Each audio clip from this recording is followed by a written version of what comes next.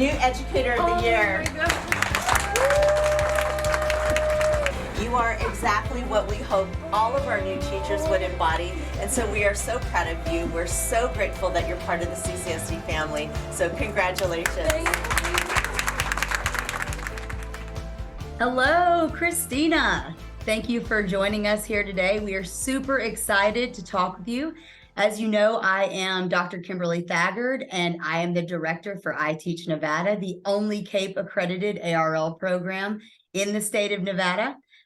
Today, we all have the amazing honor of sitting down with Christina Day, Elementary Teacher of the Year for the Clark County School District. And for those of you that do not know, Clark County is the 5th largest school district in the country, and we're talking over 18,000 employees here. So this is a massive honor, and again, we're so glad to have Christina with us here today.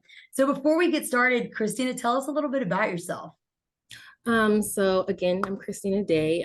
I've been in Vegas for almost 20 years. I grew up in CCSD as well. I'm from Illinois.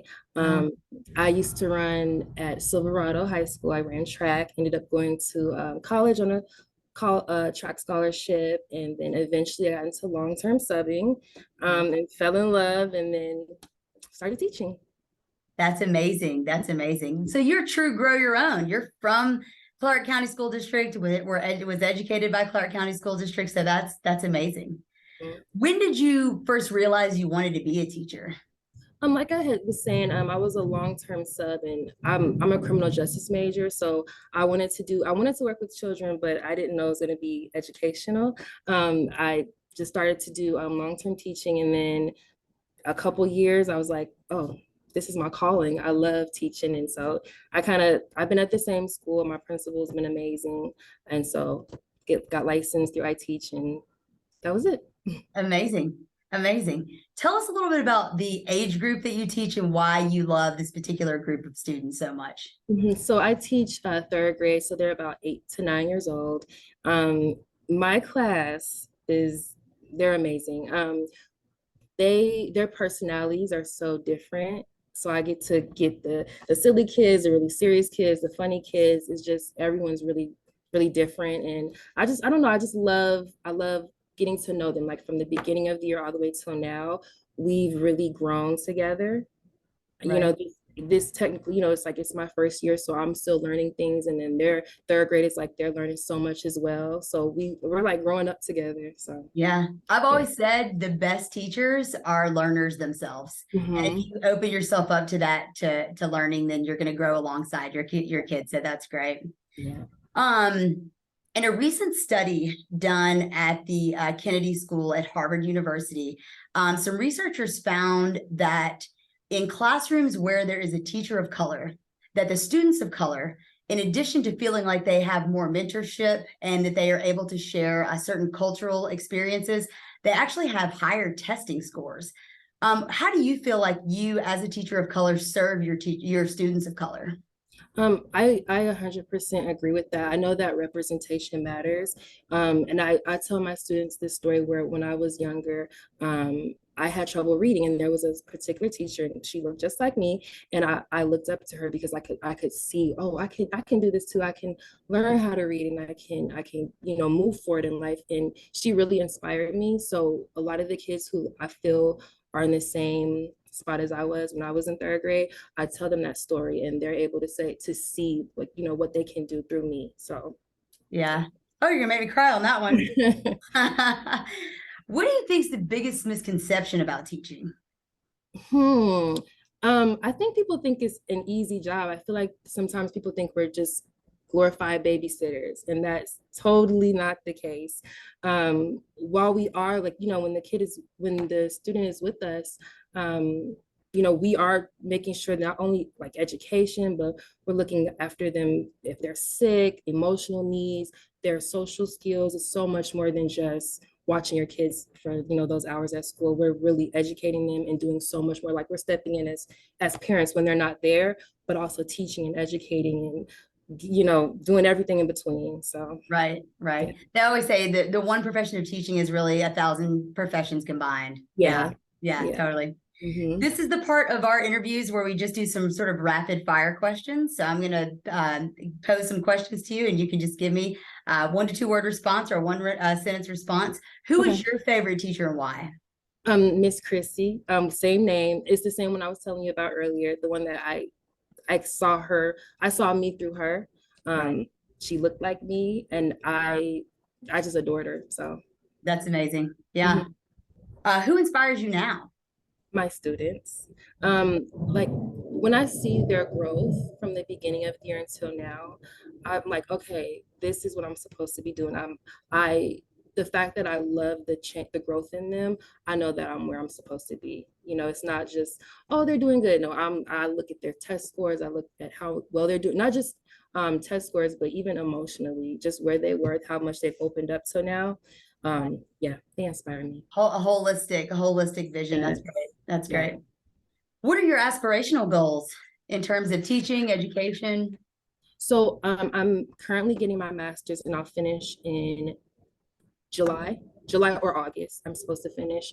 And right now, I feel like I want to do a lot. I want to eventually become a strategist. I want to become an assistant principal. I want to reach for the stars at this point. I feel like just getting the teacher of the year nod was like so inspiring. So I'm like, I can keep going for it. So Yeah.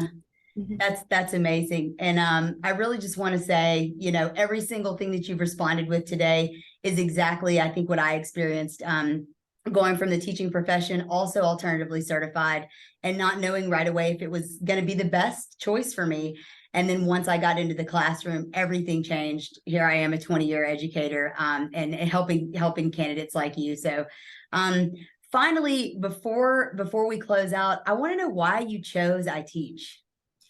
So I chose iteach. When I looked at the all the information, I saw that the classes that I needed were all within iteach. I didn't have to really go outside of iteach to get my license and get everything, all the accreditation, or I'm not sure what you say, but to get everything, it was all right there, and it was extremely quick. Before I knew it, I was already licensed, so it just was like a no-brainer for me. Yeah, getting those boot camp classes done and being able to get closer to the classroom, where, as you've expressed today, that's really where we do most of our learning as teachers, is within in the classroom with our students.